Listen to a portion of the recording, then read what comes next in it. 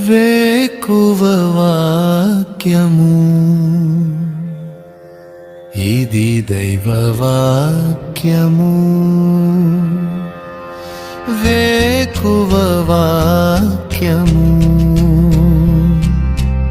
ఇది దైవ వాక్యము. వేకువ వాక్యము ఇది దైవ వాక్యము. వేకువ వాక్యము ఇది దైవ వాక్యము. వేకువ వాక్యము వాక్యపోడు కొరకై పరిశుద్ధ గ్రంథం బైబిల్లో నుంచి యెషయా గ్రంథం 54వ అధ్యాయం 17వ వచనం. నీకు విరోధంగా రూపింపబడిన ఏ ఆయుధమును వర్ధిల్లదు. విశ్వాస జీవితంలో, క్రైస్తవ జీవితంలో, సామాన్య జీవితంలో కూడా విరోధము అనే అనుభవము ప్రతి దినము ఉంటుంది. నువ్వు ఎంత మంచిగా ఉన్నా, ఎంత యథార్థంగా ఉన్నప్పటికీ కూడా నీకు విరోధులు తయారవుతూనే ఉంటారు. నువ్వు ఏ మంచి చేస్తున్నా నీకు విరోధమైన మాటలు వినపడతానే ఉంటాయి. ఆఫీసులో విరోధులు, ఇంట్లో విరోధులు, బంధువుల్లో విరోధులు, కొన్నిసార్లు సేవలో, సంఘములో కూడా విరోధులు ఉంటారు. అయినప్పటికీ కూడా ఇలాంటి విరోధకరమైన పరిస్థితుల్లో విజయవంత జీవితము జీవించటమే దేవుని యొక్క ఉద్దేశము, దేవుని యొక్క ఏర్పాటు. కాబట్టి ఉదయకాల సమయంలో ప్రభునందు ప్రియమైన సహోదరి సహోదరుడా, నువ్వు కూడా ఇలాంటి విరోధమైన పరిస్థితులు గుండా వెళ్తున్నావేమో. విరోధులపై విజయం ఇచ్చేవాడు దేవుడే. కొన్నిసార్లు నీకు విరోధంగా వస్తున్న పరిస్థితులను బట్టి నువ్వెంతో కృంగిపోతా ఉంటావు.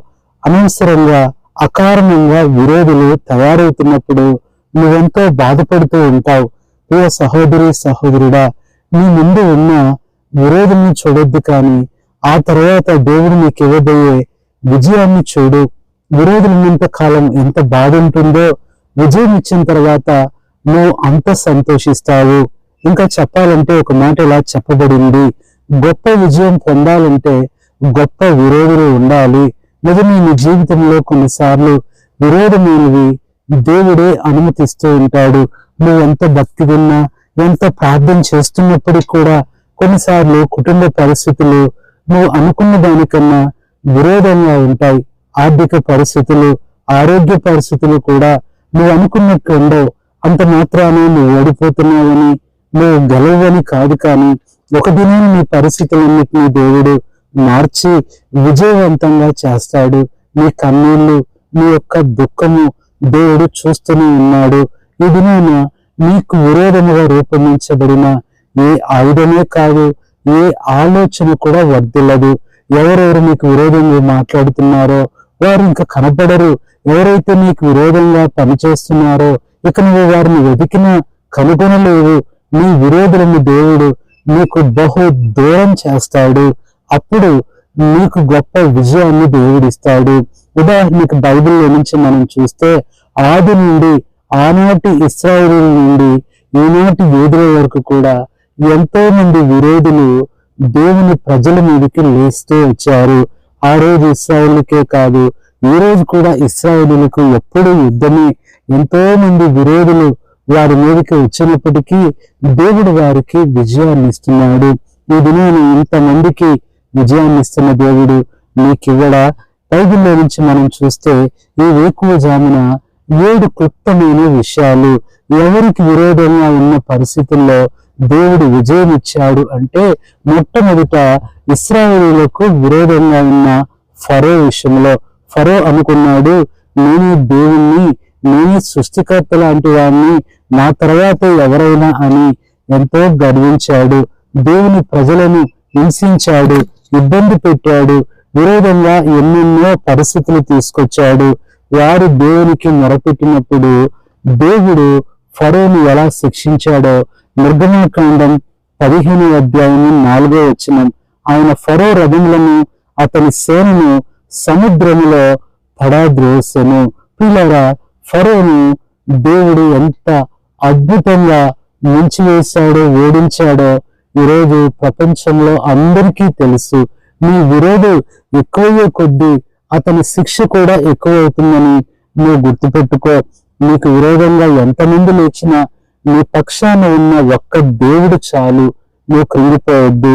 నీ విరోధులను కూడా దేవుడు ముంచివేసే సమయం వచ్చేసింది. ఇది మొదటి సందర్భం. రెండవదిగా చూసినట్లయితే అబ్రహాము జీవితంలో విరోధమైన పరిస్థితులు తీసుకొచ్చిన అబీమెలెకు అబ్రహాముకు విరోధంగా ఆలోచన చేసి ఏ తప్పు చేయని అబ్రహాము మీద కన్ను వేసి తన భార్యను తీసుకుని వచ్చి ఏదేదో చేయాలని విరోధంగా ఆలోచించినప్పుడు దేవుడు ఒప్పుకోలేదు. అబీమెలెకును గద్దించాడు. అందుకని ఆదికాండం 20వ అధ్యాయము 8వ వచనం మనం చూసినట్లయితే, తెల్లవారినప్పుడు అబీమెలెకు లేచి తన సేవకులందరినీ పిలిపించి దేవుడు ఎలా మాట్లాడాడో, ఎలా గద్దించాడో ఆ విషయాలన్నీ చెప్తూ వచ్చాడు. అబీమెలెకును దేవుడు గద్దించాడు. ప్రియ సహోదరుడా, నిన్ను అన్యాయంగా మాట్లాడుతున్నారు, అన్యాయంగా నీకు రావాల్సినవి తీసివేసుకుంటున్నారు, అన్యాయంగా నీకు కావలసినవి అనుభవిస్తున్నారేమో దేవుడు కలుగు చేసుకుంటాడు. ఒక దినం ఉంది, దేవుడు వారిని గద్దించే దినం ఉంది. నిన్ను గురించిన బెదురు, భయము వారికి కలుగజేసే దినము రాబోతుంది. దాని కొరకై నువ్వు విశ్వాసంతో ఎదురు చూడు. మూడవదిగా మనం చూసినట్లయితే యాకోబుకు విరోధి ఎవరో కాదు, సొంత అన్నయ్య. ఈ దినమైన కుటుంబంలో విరోధులు తయారవుతున్నారు. బయట వారి విరోధత్వం వల్ల పెద్ద నష్టం లేదు, కానీ ఇంట్లో విరోధుల వలన ఎక్కువ నష్టం కలుగుతుంది.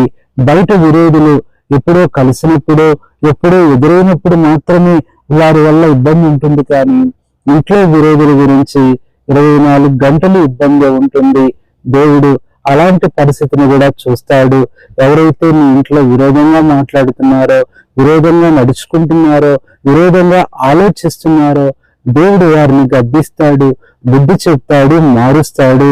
యాకోబు జీవితంలో కూడా ఆదికాండం 33:4 అక్కడ మనం చూస్తే 400 మందిని తీసుకొని సొంత తమ్ముడిని చంపాలని వచ్చిన ఏశావుని దేవుడు ఎలా మార్చాడంటే, అతన్ని పరిగెత్తుకొని వెళ్ళి కౌగిలించుకొని మెడ మీద పడి ముద్దు పెట్టుకొని కన్నీరు కార్చాడు. యాకోబు జీవితంలో విరోధంగా ఉన్న ఏశావును దేవుడు మార్చినప్పుడు నీ జీవితంలో, నీ ఇంట్లో ఎవరు విరోధంగా ఉన్నారో వారిని కూడా దేవుడు మరి నిశ్చయంగా మారుస్తాడు.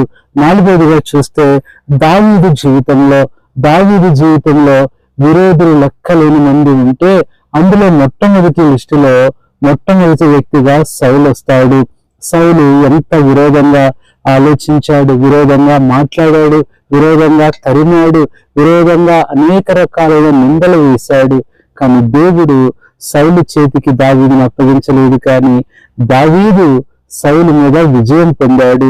2 సమూయేలు గ్రంథం 3:1 సౌలు కుటుంబీకులకును దావీదు కుటుంబీకులను బహుకాలం యుద్ధం జరగగా దావీదు అంతకు ప్రబలను, సౌలు కుటుంబం అంతకంతకు నీరసిల్లను. ప్రియ సహోదరి, నీ కుటుంబం మీద ఎవరు నిందలు వేస్తున్నారో, నీ బిడ్డల్ని ఎవరైతే ఇబ్బంది పెడుతున్నారో, అన్యాయంగా విసిగిస్తున్నారో దేవుడు చూస్తున్నాడు. నువ్వు వారి మీద విజయం పొందే దినం ఒకటి త్వరలోనే ఉంది. దాని కొరకు ఎదురు చూడు. ఇది మనము 4వదిగా చూస్తున్నాం. 5వదిగా చూస్తే ఎస్తేరు దినాల్లో యూదులకు, ముఖ్యంగా మొర్దెకైకు విరోధంగా ఉన్న హామాను ఎంత కీడు చేసి, హామాను మొర్దెకైనే కాదు యూదులందరినీ కూడా విరోధముగా వారిని చంపాలని చూసినప్పుడు దేవుడు ఎంత అద్భుతంగా ఎస్తేరు గ్రంథం 8:3 అగాగీయుడైన హామాను చేసిన కీడును, అతడు యూదులకు విరోధముగా తలంచిన యోచనను వ్యర్థపరచమని ఎస్తేరు కన్నీళ్లతో వేడుకున్నప్పుడు దేవుడు అద్భుతంగా ఎస్తేరు గ్రంథం 8:7 అతడు ఉరి కొయ్య మీద ఉరి తీయబడెను. ప్రియ సహోదరుడా, దేవుడు ఎంత గొప్ప దేవుడో చూడండి. 5వదిగా ఎస్తేరుకు, యూదులకు, మొర్దెకైకి విరోధంగా ఉన్న హామానుని దేవుడు తొలగించేశాడు. నీ మీద, నీ ఉద్యోగంలో నీకు విరోధంగా ఎన్నో నిందలు తీసుకొస్తున్నారు. కష్టపడేది నువ్వు, నమ్మకంగా పనిచేసేది నువ్వు, యథార్థంగా ఉండేది నువ్వు, కానీ నిన్నే అపహసిస్తారు, నిన్నే నిందిస్తారు. అధికారులు కూడా నిన్నే అపార్థం చేసుకుంటారు. నీకు రావాల్సిన ఆ గొప్పతనం, పేరు, ప్రమోషను వేరే వాళ్ళు తీసుకుంటారు. ప్రియ సహోదరుడా, ఇవన్నీ కూడా దేవుడు నీకు విజయం ఇవ్వబోటానికి ఒక మెట్లని, బాటలని, పునాదని గుర్తు చేసుకో. మనుషులు ఇచ్చేది ఏంటి నీకు? దేవుడు గొప్పది ఇస్తాడు. మనుషులు చేసే దానికోసం ఎందుకు చూస్తున్నావు? వారంతా చేయగలరు. దేవుడు గొప్ప కార్యాలు నీ జీవితంలో చేయబోతున్నాడు. అదే ఇక్కడ మనకు జరిగింది. హామాను నశించిపోయాడు, యూదులకు గొప్ప విడుదల, విజయం వచ్చింది. ఆరోదిగా మనం చూసినట్లయితే ప్రభువైన యేసుక్రీస్తు వారి జీవితంలో ఇంకా చెప్పాలంటే ఆ దినాన పుట్టిన పిల్లలందరికీ, యూదుల పిల్లలకు విరోధంగా ఉంటున్న హేరోదు యొక్క ఆలోచన. మత్తయి సువార్త 2:13 హేరోదు ఆ శిశువును సంహరింపవలనని ఆయనను వెదకబోచున్నాడు. నిజంగా హేరోదు ఎంత ఘోరమైన విరోధిగా ఉన్నాడు. కానీ హేరోదు ఏమీ చేయలేకపోయాడు. కానీ అక్కడ మత్తయి సువార్త 2:15 హేరోదు మరణం అవుతూ వచ్చాడు. ఓ సహోదరి, సహోదరుడా, నీకు విరోధమైన వారిని గురించి బాధపడొద్దు. వారి ఆయుష్కాలం తక్కువ. వారు ఎంత నిన్ను బాధ పెట్టి బెదిరిస్తున్నారో అంత తొందరగా వారు లైనైపోతారు. దేవుని బిడ్డలకు విరోధంగా ఉండటం అంటే అది ఎంతో ఘోరమైన మరణాన్ని కోరుకోవటమే, మరణం మీదకి తెచ్చుకోవటమే. వారి కొరకు మనం ప్రార్థించాలి. దేవుడు వారిని తప్పించాలని, మార్చాలని ప్రార్థించాలి. ఎందుకంటే దేవుని శిక్ష వారి మీదకి ఎలా వస్తుందో, ఉగ్రత ఎలా దిగుతుందో తెలియదు. హేరోదు అలాగే నష్టపోతూ వచ్చాడు. ఇలా బైబిల్లో చూస్తే ఎంతో మంది ఉన్నారు. 7వదిగా మన విరోధి, మన విరోధి. 1 పేతురు 5:8 నీ విరోధి అయిన అపవాది గర్జించు సింహం వలె ఎవరిని మృంగుదునా అని వెతుకుచు తిరుగుచున్నాడు. ప్రియ సహోదరుడా, నీకు నాకు ముఖ్యమైన విరోధి ఈ సాతాను. ఈ సాతాను వలనే ఈ సమస్యలు, శోధనలు, కష్టాలు, ఇబ్బందులు నిన్నెంతో భయంకరంగా నష్టపరచాలని, నీ కుటుంబాన్ని, నీ బిడ్డలను మృంగివేయాలని ఎన్నో రకాలుగా ఆలోచిస్తున్న ఈ విరోధి అయిన సాతాను గురించి నువ్వు భయపడాల్సిన పని ఎంత మాత్రం లేదు. నువ్వు దేవునికి లోబడినప్పుడు ఆ అపవాది పారిపోతాడు. అంతేకాదు, రోమీయులకు రాసిన పత్రిక 16:20 సమాధానకర్తయగు దేవుడు సాతానుని మీ కాళ్ళ కింద శీఘ్రముగా చితక త్రొక్కించును అంటున్నాడు. నిజమే. 7వదిగా సాతాను అని లోక విరోధి, విశ్వాసుల విరోధి మీద దేవుడు గొప్ప విజయం మనకి ఇస్తాడు. కాబట్టి దిగులు పడొద్దు. ప్రియ సహోదరి, సహోదరుడా, నీ సొంత వాళ్ళే నీకు విరోధం అయిపోతారు. నువ్వు నమ్మిన వాళ్ళే విరోధం అవుతారు. నువ్వు ఎక్కువ ప్రేమించిన వారే విరోధులైపోతారు. నీ సహాయం పొందిన వాళ్ళే విరోధులైపోతారు. నీ ఇంట్లో భోజనం తిన్న వాళ్ళే నీకు విరోధులవుతారు. ఆశ్చర్యం కాదు. లోకం ఇది, పరిస్థితులు ఇది.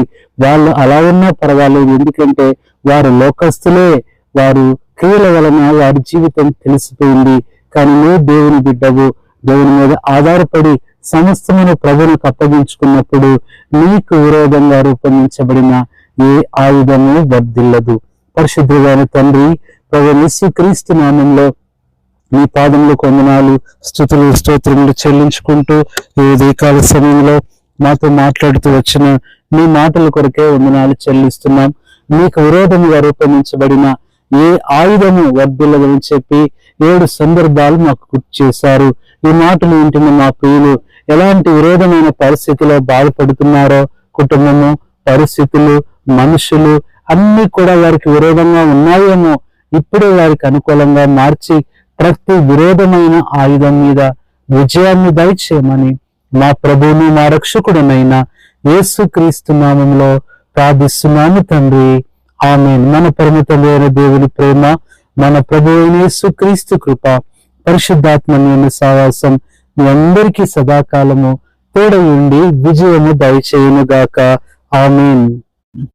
కృంగుదలలో దాచుటకు కన్నీటినంతటిని తుడుచుటకు దినమంతా సిద్ధపరచుటకు దైవ చిత్తం గ్రహించుటకు